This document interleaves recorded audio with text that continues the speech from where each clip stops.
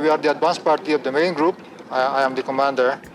I have with me some of the security elements who are medical specialists also. I have doctors with me, dentists, and engineers who will conduct initial planning on what we can do in East Timor. Kamusta mga kaproud? Today's video episode ay pag-uusapan natin ano nga ba ang mga importanteng ambag ng Pilipino sa buong mundo. Meron nga ba o wala? Hindi man nila pinaglaban ang mga mamayang Pilipino sa Korean War. Matapang naman nilang tinanggap ang tungkulin. Bit-bit naman ang pangalan ng Pilipinas na magpahanggang ngayon umaani ng respeto sa mga dayuhan. Narito ang ilan lamang sa mga napakahalagang kontribusyon nating mga Pilipino sa buong mundo. Kuha pa ni kabayan mag-cellphone habang nakadagan sa suspect. Hindi po siya nagtitiktok o nagpapa-viral kabayan. I was already running late. So when I pinned him, I literally had to FaceTime my client and let him know, hey, I am going to be running late. And he's like, here's why I'm pinning this guy to the ground because he was punching people and I'm waiting for the cops. So that's why I had my phone out. Kailangan tong pag-usapan. Kailangan tong alalahanin. Dahil tayong mga Pilipino kahit saan man dalhin sa buong mundo ay buong tapang na hinaharap ang mga hamon ng buhay. Nakikipagkapwa-tao, nagmamalasakit.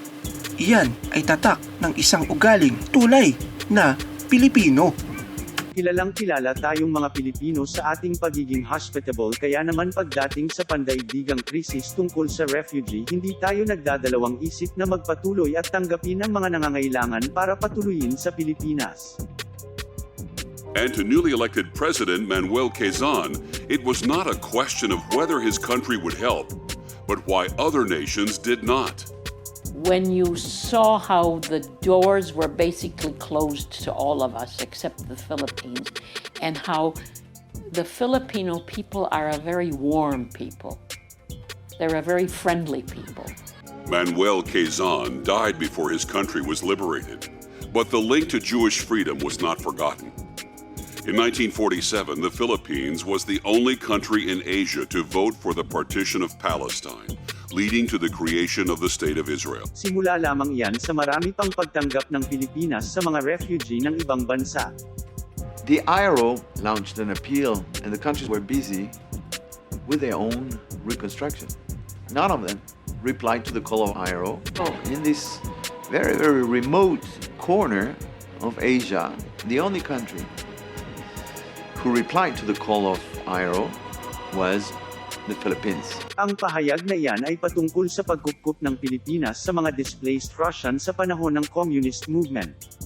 To appreciate the political significance of such an act by the Philippines under the leadership of President Quirino, who grant asylum to a group of people in need of international protection.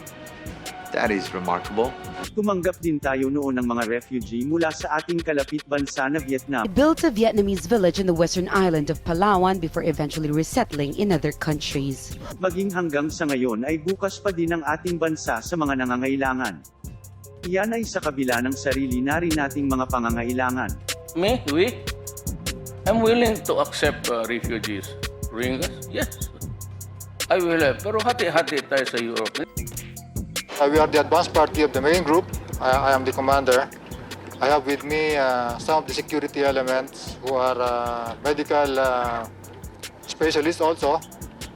I have doctors with me, dentists, and engineers who will conduct initial planning on what we can do in East Timor. Tama ang narinig mo kaproud, hindi lamang tayo basta nagpapatuloy ng mga refugee bagkus minsan ay nagpapadala din tayo ng mga sundalo bilang pagtulong sa ibang mga bansa. Puspusan ang training ngayon ng mga Pinoy peacekeeper para mapaganda ng mga haraping hamon sa Haiti at sa Liberia. Nagtalunan pa nga namin ng misis ko yan dahil pinaliwanag ko sa kanya na part ng trabaho to. Kaya okay naman, naintindihan naman niya. So ano po naramdaman nila? Medyo malungkot, siyempre. Normal naman yun eh. Pero pinaliwanag ko sa kanya na pangalawang asawa ko lang siya. Kumbaga, first na ano ko is serbisyo. Yung sinumpaan mo na tungkulin, kaya kahit na nasaan ka, saang lugar ka, mapa Philippines or other countries, kailangan mong gampanan kung ano yung tungkol. Matagal kaming mawala sa pamilya. Okay lang sana kung dito lang sa Pilipinas. Ibang bansa na po yun. Kailangan talaga po. Una-una po sa pera. May mga pagkakataon pa na buhay ng ating mga kababayan ang itinataya para sa kaligtasan ng ibang bansa.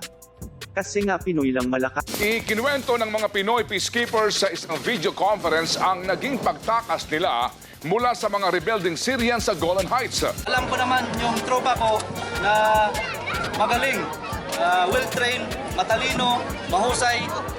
Kaya kami nagtutulungan. At saka yun, nalampasan mo namin yung pagsubok ngayon.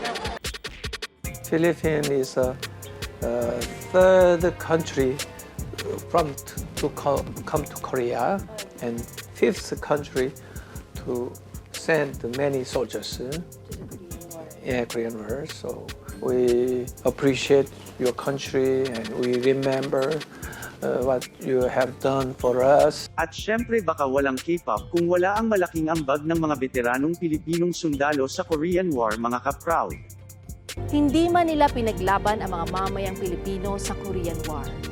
Matapang naman nilang tinanggap ang tungkulin.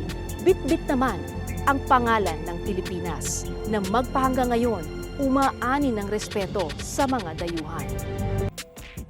May malaking parte din tayo sa edukasyon sapagkat ang kalidad at galing ng ating mga guro ay world-class at nakakapag-ambag ng malaki sa iba't ibang mga bansa. For the first time, in order to help fill hundreds of open teaching spots, APS has hired teachers from halfway around the world. And their new teacher from the Philippines. I really choose New Mexico because I find it interesting to learn the cultures. Riza Rosalia was one of 33 Filipino teachers hired on by Albuquerque Public Schools this year. Do you know me? Okay, I'm Mrs. Godinez. You hold me tight. I'm Mrs. Godinez, your science teacher. Welcome to my room. Seat number 1. Good morning. Okay, I am Mrs. Godinez, your science teacher. You are in the good hands.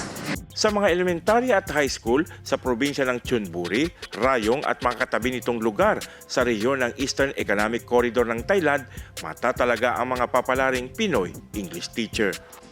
Goodbye, my teacher. Goodbye. Goodbye, my teacher. Goodbye, my friend. We'll see each other again. Don't worry,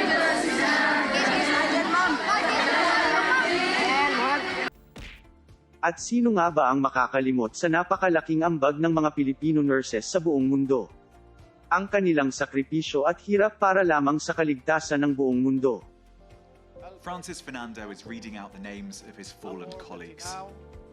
At least 25 NHS and healthcare workers, around 1 in 5 of those who've died of COVID-19 have been Filipino. You would dedicate your entire life to helping others. Celia's son has said she wasn't supplied appropriate PPE and became infected after treating a COVID-19 patient. Risked his life in service of helping, caring, and saving lives to people that he doesn't know and putting his own life in danger. My brother and I are planning to take her ashes to the Philippines to give her a proper service and to give her a proper memorial. Just want people to remember that she's not just a regular nurse, but she went above and beyond. It's only me that he has in the end, and I have, I can't hug him, I can't kiss his head, I can't touch his hand, because I got gloves. I was still holding his hand, and he just flatlined.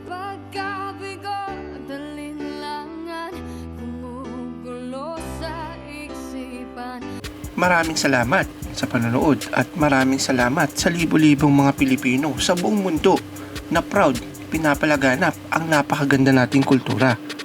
Hanggang sa muli, ciao!